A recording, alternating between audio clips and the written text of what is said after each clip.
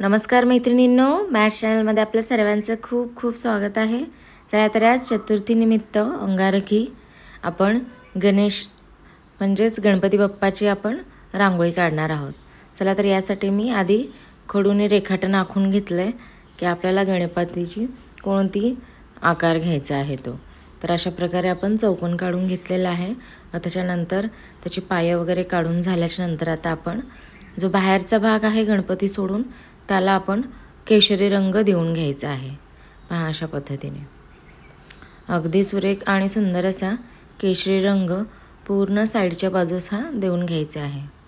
हा आपला बालगणेशासारखा रूप तयार होते.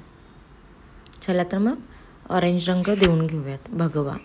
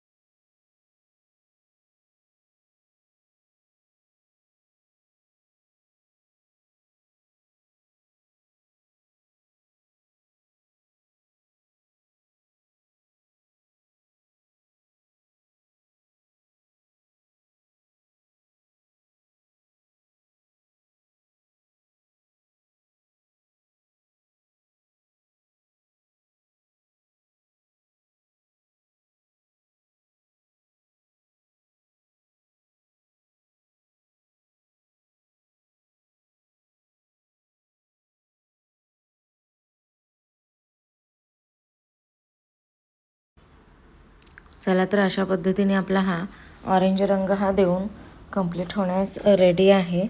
तर आता आपण मधल्या साईडला पूर्णपणे काळा रंग देऊन घेणार आहोत. रांगोळी उठून दिसेल यासाठी तुम्ही काळ्याच्या जागी तुम्ही लाल गुलाबी रंग यूज करू शकता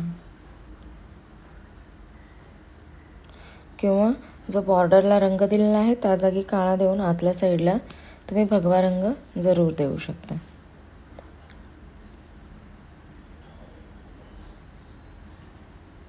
तर पहा अशा पद्धतीने मस्त अशी प्रतिकृतीला आपल्या रंग हा देऊन झाल्याच्या नंतर आतल्या साईडला आपण काळा रंग सुरेखपणे देऊन घेणार आहोत. चला तर मग देऊन घेऊयात. अगदी सुरेख आणि सुंदर अशी दिसणारी आपली रांगोळी आहे. आता ही काळा रंग देऊन झाल्याच्या नंतर खूपच सुरेख वाटते गणेशाची मूर्ती.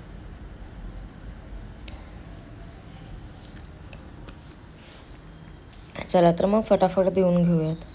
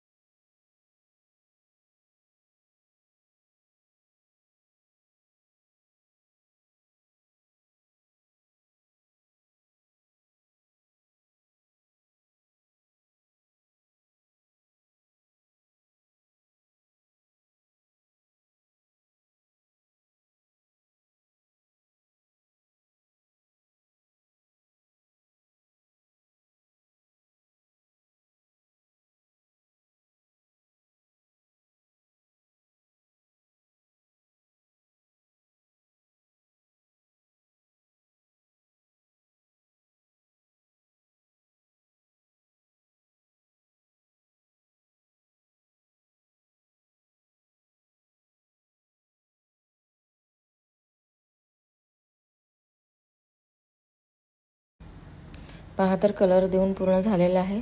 आता आपण वरच्या साईडला जे 3 पाकळ्यांचं हे सोडलेली आहे जागा, तिथे आपण जास्वंदाचं फूल काढून घ्यायचं आहे अगदी सुरेख आणि सुंदर पद्धतीने. तर त्याला आपण लाल रंग देऊन घ्यायचा आहे मस्त असा. रांगोळी शेवटपर्यंत पाहिल्याबद्दल सर्वांचे मनापासून खूप खूप धन्यवाद. रांगोळी खरंच आवडली असेल तर नक्की लाईक, शेअर आणि सबस्क्राईब करायला विसरू नका. तर आता खाली आपण विभूती पट्टा ओढून घ्यायचा आहे. पाहता किती दिसायला सुरेख आणि सुंदर वाटते बाप्पाची मूर्ती. Thank you so much.